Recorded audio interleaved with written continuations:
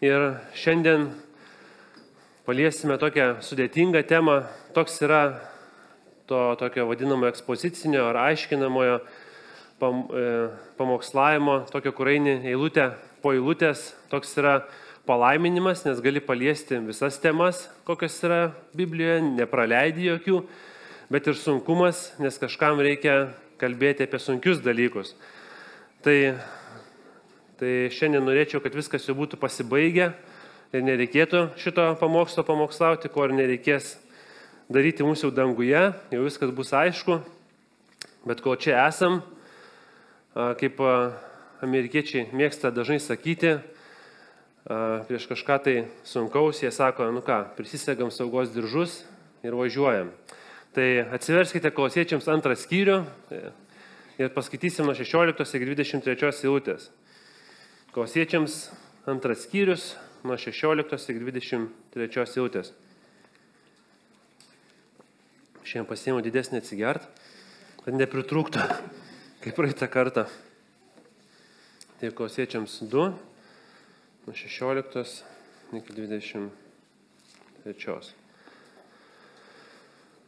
16 eilutė. Taigi niekas ten nesmerkia jūsų dėl valgio ar gėrimo, dėl švenčių, jauno mėnulio ar sabato dienų. Visa tai yra tik būsimų dalykų šešėlis, o kūnas yra Kristaus. Niekas ten netima jūsų atlygio, pamėgęs tariamams įžeminimą ir angelų garbinimą, pasinėręs į tai, ko nėra matęs, be pagrindo pasipūtęs savo kūniškais samprotavimais. 19 eilutė. Nesijungdamas su galva, iš kurios visas kūnas, sąnariais ir raiščiais aprūpinamas, bei jungiamas vienybėn, auga Dievo teikiamų ūgių. Jei su Kristumi mirėte pasaulio pradmenims, tai kodėlgi tarsi tebegyvenate pasaulyje, pasiduodate nuostatoms, neliesk, neragauk, neimk, visa tai vartojama dingsta, pagal žmonių priesakus bei doktrinas. Tiesa, tai atrodo išmintingai dėl susikurto pamaldumo, tariamo nusižeminimo ir kūno varginimo, tačiau neturi jokios naudos, jokios vertės ir pasotina kūniškumą. Jūs galite sėdėti, aš pasimelsiu. Brangus Dieve, ačiū Tau Dieve už Tavo žodį, ačiū Dieve už šitą rytą, ačiū, kad galim čia susirinkti, Dieve, kad galim kreiptis į Tave, kad galim, Dieve, turėti Tavo žodį, kad galim jį studijuoti. Dieve, tikrai padėk mums suprasti, Dieve, kas šiandien Tu nori mums pasakyti, ir kad tikrai mes visi, Dieve, išeitumėm kitokie, išeitumėm, Dieve, šiandien Tavo pakeisti. Aš dėkoju per Viešpatį Jėzų Kristų. Amen. Taigi vienas iš Kolosiečiams laiško tikslų, viena iš pagrindinių priežasčių, kodėl šitas laiškas buvo parašytas, yra adresuoti toje bažnyčioje esamus klaidingus mokymus.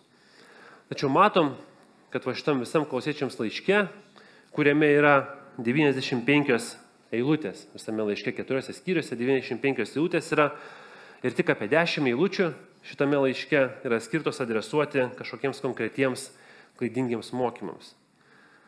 Paulius beveik 2 pirmus skyrius skyrė išdėstyti, kodėl Kristus yra, jei girdėjot praeitus pamokslus, kodėl jis yra visos visatos valdovas, kodėl jis yra kūrėjas, kodėl jis yra mūsų bažnyčios galva, mūsų bažnyčios valdovas ir kodėl jis yra mūsų asmeninis viešpats ir valdovas, kaip ir mūsų vaikai giedojo giesmelę. Trečias ir ketvirtas skyriai, kada mes eisim per juos, bus skirti paaiškinti, kaip mūsų gyvenimas turi atrodyti, jeigu Kristus iš tikrųjų yra mūsų gyvenimo valdovas ir šeimininkas. Tačiau pačiam viduryje, tarp 2 ir 3 skyriaus, Paulius vos keliomis eilutėmis adresuoja kažkokius tai konkrečius klaidingus mokymus. Ir jis tai daro ne todėl, kad klaidingi mokymai yra nesvarbus. Jie yra netgi labai svarbus, netgi labai pavojingi. Tačiau jis tai daro, nes nori, kad tikintieji skirtų savo laiką, skirtų savo energiją, skirtų savo jėgas, gilintis ne į klaidingą, tačiau į teisingą mokymą. Kad tikintieji būtų pasinėrę į teisingą mokymą, būtų apsupti teisingų mokymą, kad jų tikėjimas ir praktinis gyvenimas būtų pripildytas ir vedinas teisingo biblinio mokymo. Jeigu mes gerai žinosim Dievo žodį, prisipildysime jo savo gyvenimą, tuomet klaidingam mokymui pasirodžius prie mūsų gyvenimo slenksčio, mes būsime pajėgus taip pat atpažinti, kad tai netitinka sveiko mokymo ir galėsime užtrenkti duris jam palei nosį dar jam net neįėjus į mūsų namus. Taigi paimkim tokį pavyzdį, kurį tikriausiai esu kažkada tai sakęs, bet geros senos iliustracijos nerūdyja, yra nemirtingos. Ir įsivaizduokite, jeigu mes dabar atsispausdintumėm 10 eurų kupiūrą. Nueinam į ofisą, atsispausdinam 10 eurų kupiūrą su printeriu ir pabandom su ją atsiskaityti parduotuviai. Kas nutinka? Mums tikriausiai nepavyks atsiskaityti. Labai tikiuosi, kad nepavyktų atsiskaityti parduotuviai su ta kupiūra. Todėl, kad kasininkas kodėl nepavyktų, kad jis iš karto pajustų, kad tas pinigas yra netikras. O jeigu jam kiltų dar kažkokių tai abejonių, tai jie turi tokius aparatus, kur arba didesnės kupiūras visą laiką kiša į tą aparatą ir ten rodo arba žalia varnelė, arba ten iksiukas, man atrodo, šiaip supipsi, jeigu vagis. Vakar buvau Senukose, pirkau vantą, nes mano amerikiečiai svečiai jau šią savaitę išvažiuoja, tai norėjom į pirtį nuvesti, tai norėjau, kad tikrai neužmirštama patirtis būtų, tai nupirkau vantą. Ir kaip tik žmogus prieš mane stovėjo ir davė kažkokias kupiūras ir kasininkas ten pasižiūrėjo ir buvo didesnės kupiūros ir leidžia per tą aparatą, nes jisai pats, kaip ir tikriausiai pagal taisyklės, jau jiems privaloma didesnės kupiūras praleisti, tai arba jisai kasininkas pats patikrina ir pasižiūrė, ar tikras pinigas, o jeigu jisai negali patikrinti, tai tada leidžia per tą aparatą. Vienaip ar kitaip tas pinigas yra patikrintas. Tai kodėl tas kasininkas visgi gali atskirti, ar pinigas yra tikras ar ne? Jis gali atskirti, nes turi daug patirties, dirbdamas su tikrais pinigais. Ir kuomet jisai paima netikrą pinigą į ranką, jam iš karto jaučiasi, kad kažkas ne taip. Taip pat ir tas aparatas ten, kur per jį leidžia, tos pinigus, jisai irgi yra užprogramuotas atskirti tikrąjį pinigą. Čia tokia ir yra esmė, kad kasininkas yra įsigilęs tikrą pinigą, aparatas yra užprogramuotas atskirti tikrą pinigą. Kasininkui nereikia studijuoti visų pasaulio padirbtų pinigų banknotų, kad atskirtų tikrąjį. Jam reikia studijuoti tik vienintelį tikrą banknotą, kad galėtų atskirti visus netikrus. Pauliaus principas yra aiškus. Mes turime gilintis į sveiką mokymą ir skirti labai minimaliai laiko domėtis klaidingais mokymais. Paulius Kolosiečiams laiške skiria daug laiko išdėstyti, kas yra mūsų tikėjimo pagrindas, kas yra pamatas, kad susidūrus su klaidingais mokymais, mes iš karto atskirtumėm, kad jis yra klaidingas, kad tas mokymas kažkoks netitinka biblinės tiesų. Todėl mums nereikia žinoti ir studijuoti visų klaidingų mokymų, kad juos atskirtumėm. Mums reikia statyti savo gyvenimą ant Dievo žodžio, kad šventosios dvasios pagalba mes atskirtume, kas yra teisinga. Taigi čia kalbant apie klaidingus mokymus, Kolosiečiams laiške, Paulius kalba apie dviejopus klaidingus mokymus. Taigi pirmas yra, jis kalba apie tokius mokymus, kurie netikintiems žmonėms trukdo atrasti tikrąjį vienintelį kelią pas Dievą, kitaip tariant, trukdo tapti išgelbėtais. Ir kiti klaidingi mokymai, kurias Paulius adresuoja, kalba apie klaidingus mokymus, kurie jau įtikėjom, kurie jau pasitikėjom, Kristumi kaip savo gelbėtojų, tie klaidingi mokymai trukdo mums dvasiškai augti. Taigi pirmiausia, kalbant apie išgelbėjimą, pasaulyje žmonėms siūlo daugybę klaidingų kelių pas daugybę klaidingų dievų. Visos pasaulio religijos, kad ir kiek logiškai jos skambėtų, kad ir kokie geri, moralūs ir kabutėse dvasiški žmonės jas propaguotų, yra klaidingos religijose, jos netiki, kad išgelbėjimas randamas vien tik tai šventam rašte, vien tik tai Kristuje, vien tik iš malonės, vien tik tikėjimu. Ir mes esame išgelbėjami vien tik, kad atneštume garbę Dievui. Tikriausiai pastebėjot, kad išvardinau 5 reformacijos solas. Čianais, aš kaip besiruošdamas pamokslą atsiminiau, kad spalio 31 dieną bus reformacijos diena, kurią mes minėsim. Kurią minėsim ir prisiminsim, kad išgelbėjimas yra randamas vien tik šventame rašte, vien tik Kristuje, vien tik iš malonės, vien tik tikėjimu. Ir mes esame išgelbėti vien tik tam, kad tai atneštų garbę Dievui. Tai jau kažkoksai tikėjimas ar religija netiki šiomis 5 fundamentaliomis pagrindinėmis tiesomis, tuomet ta religija iš karto yra klaidinga, O tai reiškia, kad ir Dievas, kurį garbina, tiek kelias pas tą Dievą, tiek tas Dievas yra klaidingas.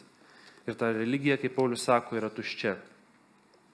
Visuomet išoriškai kitos religijos atrodo išmintingai ir dvasiškai, tačiau suklaidina net ir pačius nuoširdžiausius savo siekėjus. Jūs galite būti pats nuoširdžiausias ir doriausias žmogus pasaulyje, tačiau jeigu jūs esate suklaidintas netikro kelio, netikro Dievo, tuomet jūs esate pakeliui į pražūtį pagal Dievo žodį. Nes yra tik tai mūsų bažnyčios eilutė ir šūkis, nes yra tik tai kas vienintelis kelias, vienintelė tiesa ir vienintelis gyvenimas. Tai ne aš sakau, kad yra tik tai vienintelis kelias, bet Dievo žodis sako, nes mes ant sienos net užsiklijavom, kad yra tik vienintelis kelias, tiesa ir gyvenimas. Tačiau, kuomet mes iš Dievo malonės jau atrandame teisingą kelią savo gyvenime, kuomet mes tampame išgelbėti, kuomet tampame Kristaus mokiniu, tuomet prasideda mūsų šventėjimo procesas. Tai išgelbėjimas yra toksai vienu momentu atsitikęs dalykas, mes esame išgelbėti, atpirkti, gimėm iš naujo, esame pakeisti ir tada prasideda šventėjimo procesas, kuris trunka visą gyvenimą. Šventėjimas, kitaip nei išgelbėjimas, yra procesas, kurio metu Dievas keičia ir daro mus vis panašesnius į mūsų gelbėtoją Jėzų Kristų.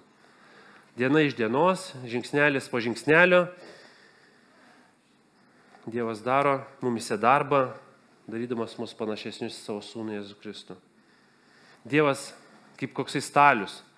Jisai turi daugybę įrankių, jisai žino, kokius mus nori padaryti ir kartais žiūri, koks yra aštrus kampas, ima oblių, kur reikia ten jau gerai paobliuoti, ima kažkokį tai kitą kaltuką, kur ten nedaug reikia, o gal kartais tiesiog patį švelniausią švitrinį popierių, tenais gal kažką pašlifuoti reikia, tai visaip mus keičia, dirba, kad taptumėm vis panašesnį į jį. Deja, šventėjimo procesas, kaip ir išgelbėjimas, turi daugybę klaidingų kelių taip pat. Paulius rašo Kolosiečiams laiško 2 skyriaus 16 ir 23 eilutes, su tikslu įspėti tikinčiuosius dėl jų bažnyčioje esamų klaidingų mokymų susijusių su jų šventėjimu. Taigi Paulius šiame tekste išskiria 3 klaidingus mokymus, klaidingus šventėjimo kelius, kurie mūsų kaip ir panašesnių į Kristų nepadaro. Taigi šitos eilutėse yra 3 klaidingi šventėjimo būdai. Pirmas, matysim, yra legalizmas, antras yra misticizmas, trečias yra asketizmas. Tokie žodžiai. Žodžiai, ką čia reiškia? Legalizmas, misticizmas, asketizmas. Taigi trumpai apie kiekvieną iš jų, kad susipažinti, tai legalizmas yra gyvenimas paremtas jūsų veiksmais. Jūsų dvasinė branda priklauso nuo to, ką jūs darote arba nedarote. Antras, misticizmas. Gyvenimas paremtas jūsų emocijom. Jūsų dvasinė branda priklauso nuo to, kaip jūs jaučiatės. Šiandien jaučiuosi dvasiškai, esu dvasiškas. Nesijaučiu, nesu dvasiškas. Trečias, asketizmas. Gyvenimas paremtas mūsų fizinė kančia. Jūsų dvasinė branda priklauso nuo savo sukeliamo kažkokio tai nepatogumo, nuo savo sukeliamos kančios. Taigi, šitie mokymai sako, kad mūsų dvasinė branda priklauso nuo mūsų veiksmų, nuo mūsų emocijų arba nuo mums savo sukeltų kažkokių tai kančių arba nepatogumų. Taigi vieną ar kitą dalyką žmonės darydami mano, kad jie yra dvasingi, nors tai yra, kaip Paulius sako, tik tai tuščia apgaulė, 2 skyriaus 8 eilutėje. Taigi šiandien pažvelgsime tik į pirmą klaidingą šventėjimo būdą, o kito pamokslo metu, kada jau kitą kartą pamokslausi, tada pažiūrėsime į 2 ir 3. Tai šiandien pažiūrėsime į pirmą klaidingą šventėjimo būdą, kuris yra legalizmas. Skaitykim dar kartą tas eilutes. Tiksliau paskaitykim 2 skyriaus, tik tai 16 ir 17 eilutė, ką ir gilinsime šiandien.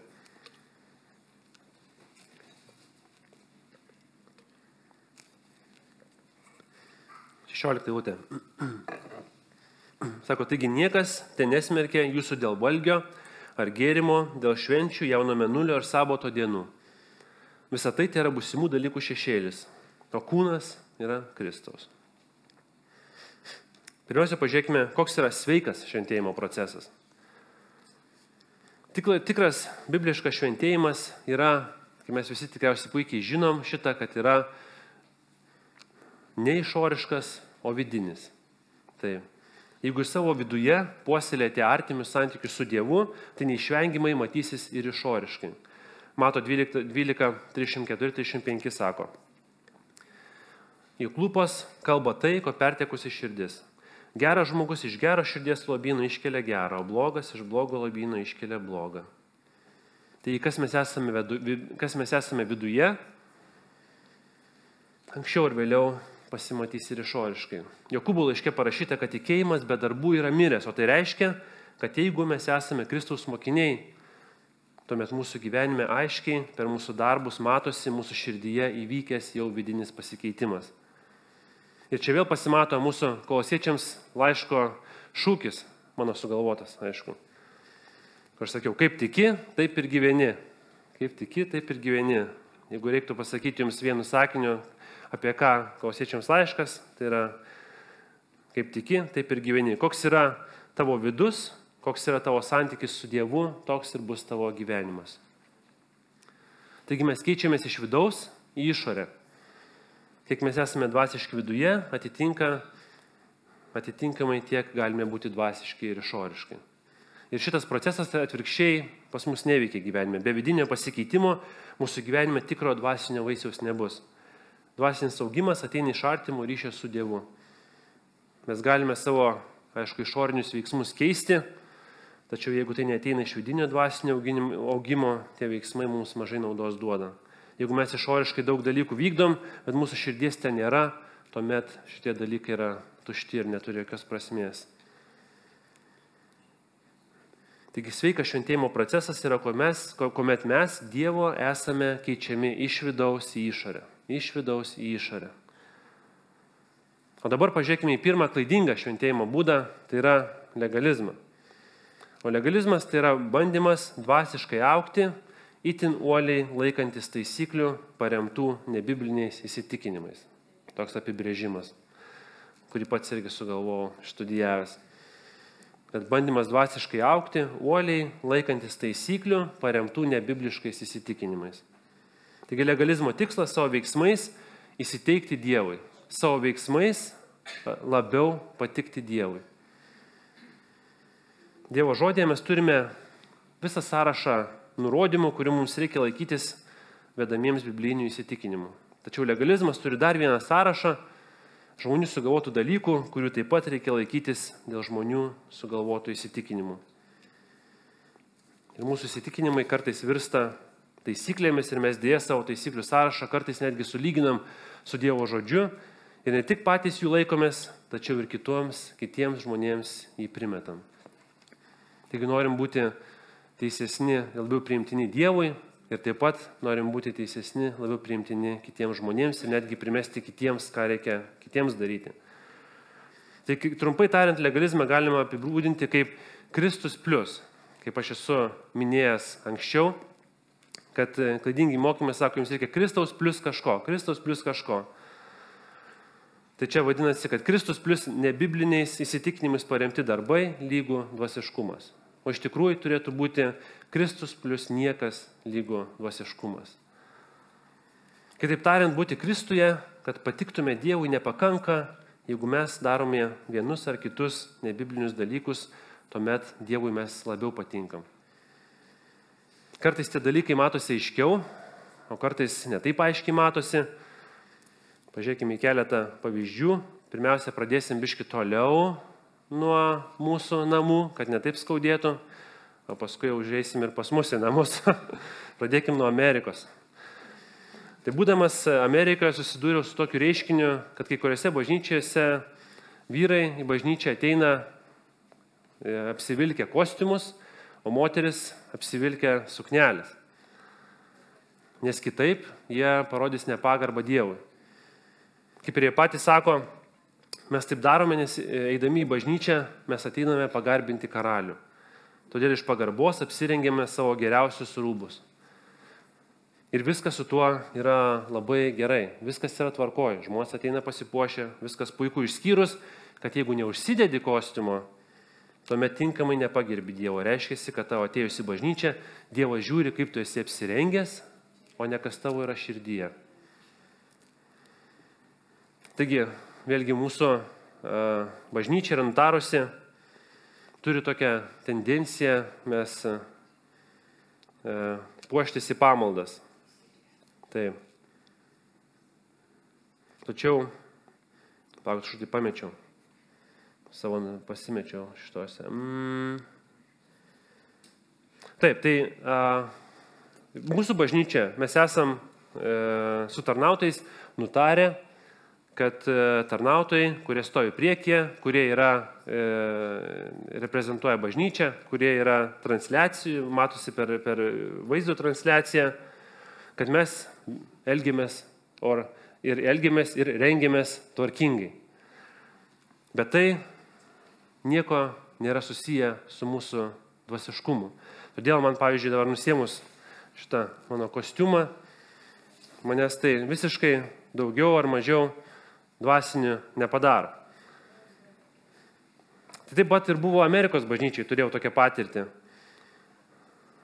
kad buvo irgi panaši kaip tvarka, kaip pas mus.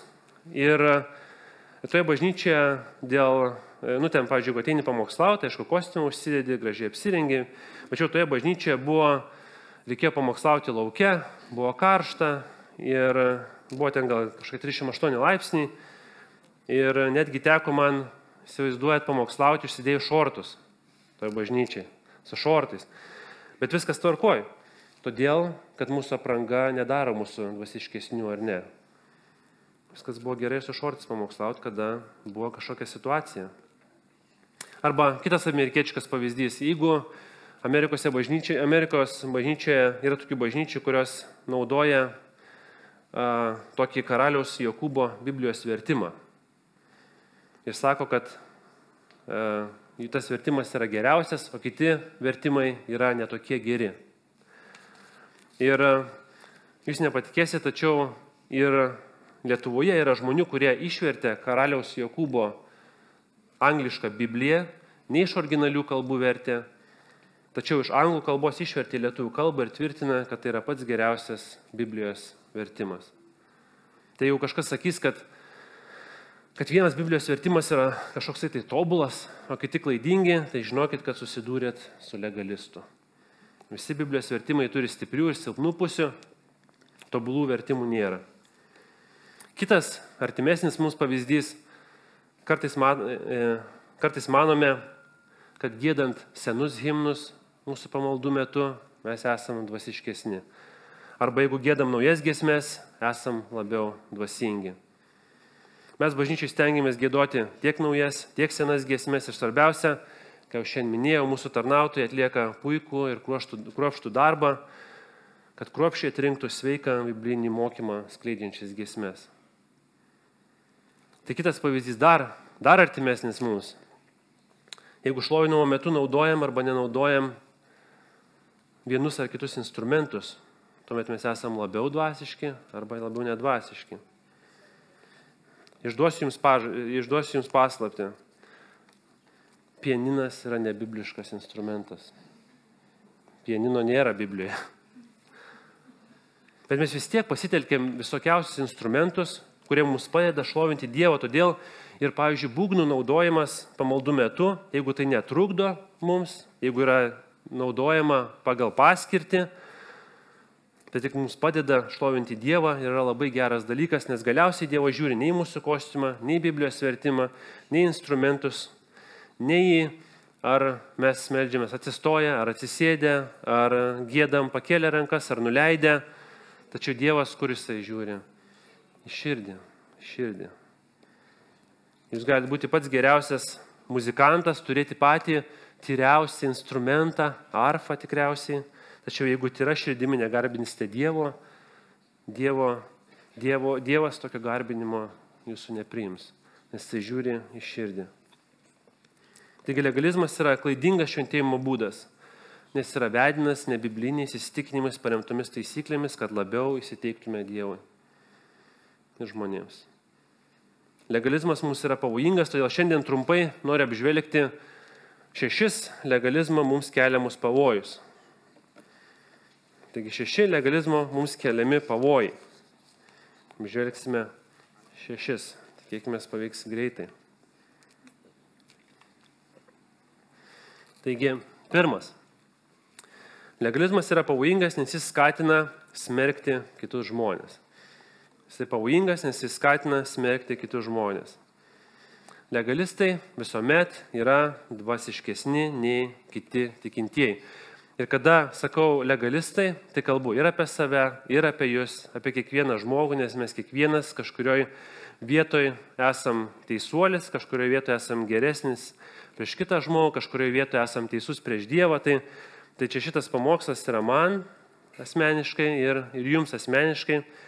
Mes nekalbam apie kažkokius tai įsivaizduojamus žmonės, kurie tie tai, žinai, legalistai, nes tada mes irgi tampam legalistais jau automatiškai. Todėl mes čia pritaikom savo asmeniškai viską. Tai va, visuomet legalistai yra dvasiškesni už kitus žmonės. Kartais mes pradedam lyginti save su kitais ir galvoti, kad jeigu kiti žmonės neturi tokių pačių įsitikinimų, jeigu jie nevykdo mūsų akise teisingo darbų sąrašo, nesielgia, kaip mums atrodo teisingiau, tuomet jie yra netokie dvasiški kaip mes, kaip jau ten minėjom tos pavyzdžius, ten tobulas Biblijos vertimas, kostiumo dėvėjimas, suknelių, tam tikrų instrumentų išskirimas, kaip labiau tinkančių garbinti Dievą nei kiti. Būtent Paulius ir adresuoja šitą klausimą, nes akivaizdu, kad Koloso bažnyčioje buvo žmonių, kurie prisigalvoja įvairiausių nebiblinių taisyklių, įsitikinimų ir badė pirštų į kitus bažnyčios žmonės, kurie nesilaikė šitų taisyklių. Kaip jau minėjau, kitose pamoksluose dėl to Epafras, jų pastorius, įsivaizduokit, keliavo 1500 km, ten pieškom, su laivu, ant kupranugario, ten neaišku, kaip jis nukeliavo, ten kelis mėnesius keliavo tos 1500 km pas Paulių, sužinoti, kaip tvarkyti su tokiais dalykais. Paulius kaip atsakai Epafro išsakytas problemas bažnyčia, sako, skaitėm 16 eilutę, sako, taigi niekas ten nesmergia jūsų dėl valgio ar gėrimo, dėl švenčių, jauno mėnulio ar sabato dienų. Valgio ir gėrimo Paulius turi omenyje Senojo testamento taisyklės, kurios nurodė, ką valgyti, ką gerti. Taip pat jis kalba apie Senojo testamento šventes ir šabo šventimą ir visus kitus dalykus. Tai klaidingi mokytojai Koloso bažnyčioje sakė, kad mums reikia Kristaus darbo mumise, kad šventėtumėm, tačiau plus ir kitų papildomų dalykų. Tai žinodamas Paulius sako, taigi niekas ten nesmerkia jūsų. Jis sako, kad jums šitų dalykų nereikia, jums nereikia laikyti senovėje nustatytų valgymo taisyklių, nes jos nepadarys mūsų dvasiškesnių. Mums nereikia būtinai rinktis garbinti Dievą vieną savaitės dieną, o ne kitą, nes tai neturi reikšmės mūsų dvasiškumui. Paulius sako, kad šitie išoriniai dalykai neturi reikšmės, nes Dievas žiūri į mūsų širdį. Taigi legalizmas visuomet turi tendenciją teisti kitus, turi tendenciją smerkti kitus. Todėl Paulius ir sako, čia nais tiesiai šviesiai, tegu niekas jūsų nesmerkia. O tai reiškia, kad jų bažnyčioje buvo tokių, kurie juos smerkė dėl šitų dalykų. Paulius jau mus įspėjo 8 eilutėje, kad mes nebūtume pavergti filosofiją ir tuščia apgaulė, kuri remiasi žmonių tradicijomis ir pasaulio pradmenimis, o ne Kristumi. 16 eilutėje jis tik dar kartą pakartoja, kad mes nepradėtumėm vergauti savo susigalvotiems dvasiniams dalykams ir nepradėtume teisti kitų. Mūsų įsitikinimai ir praktika turi būti paremti Dievo žodžiu. Mes turime sveikai Biblijos šviesoje pirmiausia vertinti save ir tada vertinti kitus žmonės. Gerai, antras. Legalizmas yra labai pavojingas, nes jis paremtas nebiblinėmis praktikomis. Legalizmas yra pavojingas, nes jis paremtas nebiblinėmis praktikomis. Paskaitysiu dar kartą mūsų šiandienos tekstą.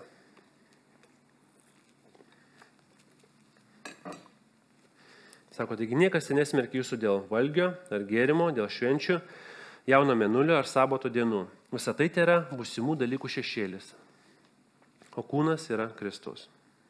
Šiuo metu mes esame naujoje sandoroje, Senojo testamento susitikimo palapinė šventykla buvo tik tai šešėliai, kurie buvo naudojami laukiant ateinančio Mesijo. Taigi žinoti Senojo testamento tiesas ir praktikas mums yra labai naudinga, kad geriau suprastumėm Naują testamentą, tačiau grįžti prie Senojo testamento praktikų ir taisyklių yra nebibliška. Hebrajams 8 skyriuje, 10 skyriuje Mato 7 skyriuje kalbama, kad įstatymas buvo išpildytas Kristuje, todėl mums naujo testamento tikimtiesiems Paulius sako. Taigi niekas ten nesmerkia jūsų dėl valgio, ar gėrimo, ar švenčių, jauno mėnulio, ar sabato dienų. Mums jau nereikia tokio įstatymo, kaip pavyzdžiui, švęsti šabą. Paulius pabrėžė, kad niekas tegul jūsų nesmerkia dėl to, kad jūs nešvenčiat šabą. Kartais žmonės klausia, kodėl mes neturime bažnyčios susirinkimo šeštadienį, kodėl mes nešvenčiam šabo. Mes nešvenčiam šabo, neskaitydami Dievo žodį, Apaštalų darbų knygoje 20 skyriaus 7 eilutėje ir 1 Korintiečiams 16 skyriaus 2 eilutėje ir Apreiškimų Jonui mes matome, kad tikintieji rinkdavosi į bažnyčią kada? Pirmąją savaitės dieną. O tai yra diena, kuomet Kristus prisikėlė iš numirusių. Ir tai yra diena, kuri eina po šeštadienio, tai yra sekmadienis jų kalendorijoje. Taigi mes renkame sekmadienį, nes Biblijoje matome, kad jau Kristaus mokiniai rinkosi ne šeštadienį, o per sabatą, bet sekmadienį prisimindami ir švęsdami Kristaus prisikėlimą. Todėl mes imdami pavyzdį iš pirmosios bažnyčios tikinčiųjų, matydami tai šventame rašte, renkame sekmadienį su tikslu pagarbinti mūsų Dievą prisikėlusi Jėzų Kristų. Mes sekmadienį susirenkam švęsti Kristaus prisikėlimą. Mes nebevykdom Seno testamento įsakymo švęsti šabą. Mums nėra įsakyta rinktis nei šeštadienį, nei sekmadienį. Taip pat nėra įsakyta mums rinktis į trečiadienį. Bet mes renkamės trečiadienį, tiesiog mes taip nutarėm. Problema yra tuomet, kai tikintieji sako, jog būtų teisingiau rinktis šeštadienį, nei kokią kitą dieną. Ir manau, kad jie klysta, nes tai yra nebibliška ir tai yra pačių žmonių sugalvota praktika. Taip pat ir tikintieji, kurie kiaulienos nevalgo, nes mano, kad juos daro dvasiškesniais. Kiaulienos nevalgymas nedaro mūsų nei kiek dvasiškesniais.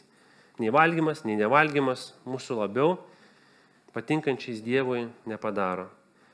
Yra daugybė dalykų, kurių laikydamėsi tikintieji galvoja tapsia dvasiškesni arba labiau patiksia Dievui, tačiau taip nėra, tai yra tik tai tuštybė.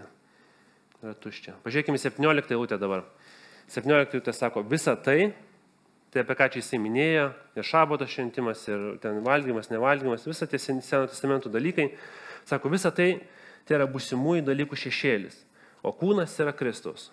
Paskaitysiu Kavaliausko vertimą, geriau čia truputėlį pasako, sako, visa tai yra būsimų dalykų šešėlis, o tikrenybė priklauso Kristui. Kitaip tariant, Senojo testamento nuostatos yra tik šešėlis to, kas yra tikras daiktas, tikro daikto šešėlis. Senas testamentas kreipia mūsų žvilgsnius į gelbėtoją. Sename testamente mes matome tik gelbėtojo šešėlį, bet ne į patį.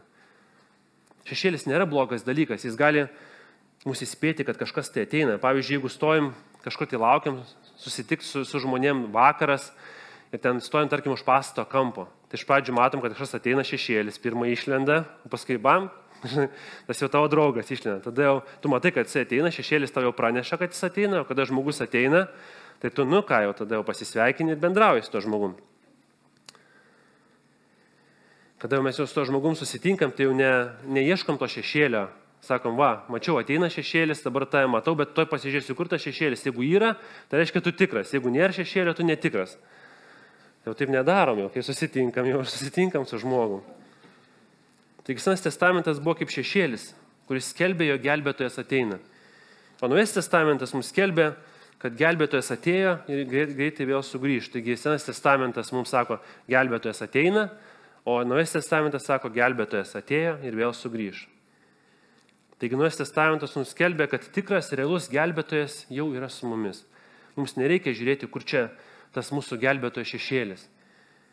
Nes mes jau realiai jį matom Naujajame testamente, per jo dvasią esančią mumise. Mums Kristaus šešėlį ieškoti jau nebereikia. Mums nereikia laikytis Senojo testamento taisyklių. Mums nereikia aukoti gyvūnų už savo nuodėmes, nes Kristaus kraujas jau sumokėjo pilną kainą, prie to pamokslo metu girdėjom. Mums nereikia vykdyti įstatymų dėl maisto, dėl gėrimų, dėl švenčių, dėl mėnulio, dėl sabato šventimo. Kodėl? Nes mes jau turime Kristų. Tai buvo tik šešėlis. Jėzus, Jono 8 skyriuje 12 eilutėje, Jėzus vėl prabilo. Aš esu pasaulio šviesa. Kas seka manimi, nebevaikščios tamsoje, bet turės gyvenimo šviesą. Jėzus yra pasaulio šviesa. Jis yra šviesos šaltinis. Dabar įsivaizduokite, jeigu turėtumėm čia kur nors padėtą, pavyzdžiui, tokį sugalvau lemputę, neuždegtą lemputę, bet ta lemputė tiesiog mestų šešėlį. Tarkim, lempa šviečia ir priešinga pusė būtų šešėlis. Bet kas atsitiks, jeigu tą lemputę įžiepsim? Ar lemputė mes šešėlį? Ne, viskas. Šešėliai išnyksta, jų nebelieka. Kuomet Kristus atėjo į šitą pasaulį, mirė, prisikėlė, tų šešėlių nebeliko. Mums jų nebereikia, nes mes turime patį Kristų. Tai Kristaus, kaip visai kaminiu, mums užtenka tiek išgelbėjimui, tiek mūsų dievotam gyvenimui. Taigi legalizmas yra paremtas nebiblinėmis praktikomis. Trečias punktas. Dabar vis trumpės punktai. Kaip dažniausiai pamoksluose būna, daugiausia laiko turi pagrindiniam, jau paskui jau paskutiniai, tik tai tokie trumpi lieka. Bet dažniausiai ir viską sudėdi į tuos pirmus punktus, kas svarbiausia, ir po to jau kaip Dievas duos. Trečias. Legalizmas yra labai pavojingas, nes jis mums suteikia dirbtinį dvasinį saugumą. Suteikia dirbtinį dvasinį saugumą. Dėl to mes visi galim nesunkiai pakliūti į šitos spąstus. Legalizmas kartais virsta į nebibliškų taisyklių, to sąrašo varnelių žymėjimą. Ten atėjau į bažnyčią, varnelė. Skaitau visą Bibliją kartą per metus, varnelė.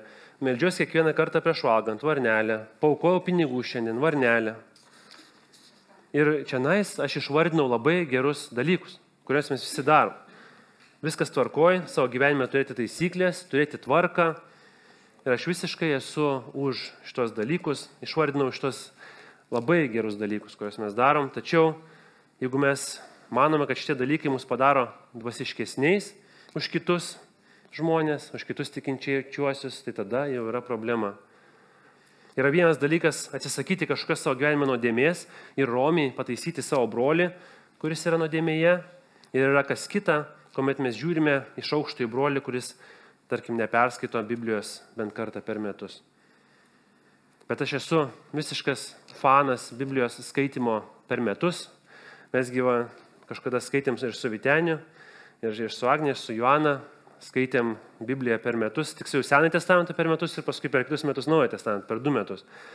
Tai viskas tvarkoj ir labai rekomenduoju taip daryti, bet tai nepadaro automatiškai mūsų dvasingų. Nepadaro mūsų labiau dvasingų už tokį žmogų, kuris pusę Biblijos perskaito per metus. Aš gal skaitydamas tik tai varnelę užsidedu sąraše, o kitas žmogus tikrai įsigilina, ką jis skaito ir pritaiko tai savo gyvenime. Vienaip ar kitaip Dievas žiūri į žmogaus širdį, o ne į tą darbų sąraše padėtą varnelę. Paulius 16-17 eilutėse mus moko nedėlioti varnelių tokiam savo susikurtame sąraše, tačiau eiti tiesiai pas Kristų. Ateiti pas Kristų toks, koks jūs esat, netobulas, krintantis, vėl besikeliantis, nes Kristus kviečia sekti juo ir mokytis jo. Legalistas neina pas Kristų. Ir čia apie save kalbu taip pat, kaip man irgi būna. Legalistas eina pas savo darbų sąrašą. Vykdydamas sąraše nurodymus, jis gauna tokį dirbtinį dvasinį saugumą, kad su juo viskas yra tvarkoje, nors tikriausiai taip nėra. Todėl ir pavojingas tas legalizmas dėl apgaulingo dvasinio saugumo. Sutikinčio gyvenime labai lengva mums į tai pakliūti visiems. 4. Legalizmas yra labai pavojingas, nes jis patenkina mūsų išdidumą. Patenkina mūsų išdidumą. Luko 18:10-14 paskaitysiu. 2 žmonės atėjo į šventyklą melstis. Puikiai žinoma istorija. Vienas fariziejus, o kitas muitininkas. Fariziejus stovėdamas taip savo vienas meldėsi. Dėkoju tau, Dieve, kad nesu toks kaip kiti žmonės, plėšikai, sukčiai, svetimautojai, arba kaip šitas muitininkas. Aš pasninkauju 2 kartus per savaitę, duodu 10 iš visko, ką įsigyju. O muitininkas atokiai stovėdamas, kažkur tai kampe tikriausiai ten, Nedrįso net akių pakelti į dangų, tik muždamas į krūtinę maldavo: Dieve, būk gailestingas man nusidėjėlį. Tai kaip manot, kuris labiau priartėjo prie Dievo? Kuris iš tų dviejų vyrų ugdė savo dvasiškumą? Kristus ir atsako, labai geras klausimas, Kristus ir atsako. 14 eilutė sako: sakau jums, šitas nuėjo į namus išteisintas, o ne anas. Kiekvienas, kuris save aukština, bus pažemintas, o kuris save žemina, bus išaukštintas. Fariziejus džiaugiasi, kad jis netoks kaip tas muitininkas, kuris nedaro to ir to, kuris daro tą ir tą. Fariziejus ištraukęs sąrašą, deda varnelės tie žmonių išgalvotomis taisyklėmis, ką pats sugalvojo. O ką muitininkas daro? Muitininkas pamiršo savo sąrašą namie, visiškai toks nusižeminęs prieš viešpatį, mušasi su atgala į krūtinę, nes jis supranta, ant kiek jis yra nuodėmingas. Sako: Dieve, atleisk man nusidėjėlį, būk man gailestingas. O tokia jo malda. Tai turėtų būti kiekviena mūsų malda, kiekviena mūsų. Taigi legalizmas yra labai pavojingas, nes jis patenkina mūsų išdidumą. Mes žiūrime į kitus žmonės ir džiaugiamės, kad mes netokie kaip jie. Mes sakome, kad nusidedam, bet jau tikrai ne kaip Tėvą žmonės. Mes šią savaitę meldėmės visi karštai, kad Dievas sutrukdytų priimti įstatymą Seime. Mes nenorim, kad šitas įstatymas, nedievotas įstatymas būtų priimtas mūsų šalyje. Bet kodėl mes meldėmės? Kodėl šita malda buvo? Todėl, kad esame mažiau nuodėmingi negu kiti žmonės. Ne, mes meldėmės, nes jiems reikia Kristaus lygiai taip pat, kaip ir mums reikia Kristaus. Jeigu Kristus nepakeis jų širdžių, jų gyvenimas nepasikeis. Veiksmas pasikeis, jie taps tik legalistai. Todėl mes meldžiamės, kad Dievas pakeistų jų širdis. Mes meldžiamės galimybės, kad kažkaip mes galėtumėm paliudyti, Dievas atvertų kelių paliudyti tiem žmonėms. Kad tie žmonės galėtų būti išgelbėti ir mūsų valdžioje, kad Kristus pakeistų jų širdis. Mums nereikia daugiau legalistų valdžioje. Taigi būkite atsargus, kuomet mintis, jog jūs esate mažiau nuodėmingas už kitus žmonės, ateina į jūsų širdį. Jūs esate išgelbėtas malonė ir tai dėl to, kad Dievas jūsų pasigailėjo. Jūs nesate toks didelis nusidėjėlis, koks galėtumėt būti. Tik dėl to, kad Dievas mums buvo toks gailestingas, mes galime gyventi romų ir palaimintą, dievotą gyvenimą. Kai vienas autorius tokioj knygoje skaičiau, sako: kiekvieno žmogaus širdyje yra viso pasaulio nuodėmių sėklos. Visos net ir pačios baisiausios ir šlikščiausios nuodėmės, kada nors įvykdytos, turi potencialą sudygti į jūsų širdį. Ir mūsų nuodėminga prigimtis daro viską, kad vėl užliptų ant mūsų gyvenimo sosto, kuris priklauso kam? Kuris priklauso vieninteliam Kristui. Taigi legalizmas yra labai pavojingas, nes jis patenkina mūsų išdidumą. Jis mūsų apakina ir priverčia manyti, jog mes esame geresni už kitus žmonės. Labai gera 1 Korintiečiams 10:12 eilutė. Sako: todėl, kas tarėsi stovys, te žiūri, kad nenukristų. 5. Legalizmas yra labai pavojingas, nes jis mums leidžia kontroliuoti kitus žmonės. Nes jis mums leidžia kontroliuoti kitus žmonės. Ir mums patinka kontroliuoti kitus žmonės. Mums patinka reguliuoti, kaip gyventi kitiems žmonėms. Žinoma, mes rūpinamės kiekvieno tikinčiojo šventėjimu, norime padėti broliui ar sesiai atsisakyti vienos ar kitos nuodėmės, tačiau reikia atsigerti. Paskui bus blogai. Mes rūpinamės vieni kitais, tačiau čia kalbama ne apie tai. Čia mes kalbame apie kontrolę, primetant taisyklės kitiems iš nebibliško sąrašo. Mums patinka, kuomet žmonės daro dalykus, kaip mes darome, rengiasi, kaip mes rengiamės, galvoja, kaip mes galvojam, kalba, kaip mes kalbam. Bet mes neturime nei rengtis, nei galvoti, nei kalbėti, kaip kiti žmonės. Bažnyčia buvo sukurta, būti sudaryta iš labai skirtingų žmonių. Kad Kristus būtume suvienyti į vieną kūną. Kad pasaulį žiūrėtų ir nesuprastų, kaip toks kiekis skirtingų žmonių. Jie visi yra kaip viena šeima. Kartu renkasi, kartu garbina, kartu gimtadienį švenčia, Kartu baby shower švenčia, ką ir vakar darėm. Džiaugiasi vaikelių gimimu visi kartu. Ir laidoja vienas kitą. Mes viską darom kartu ir pasaulis galvoja, kas čia darosi. Negali suprasti. Mes turime suprasti, kad esame labai skirtingai, kad mes mėgstame skirtingus dalykus, kad mes skirtingai galvojam. Todėl mes turime visi gerbti vienas kitą.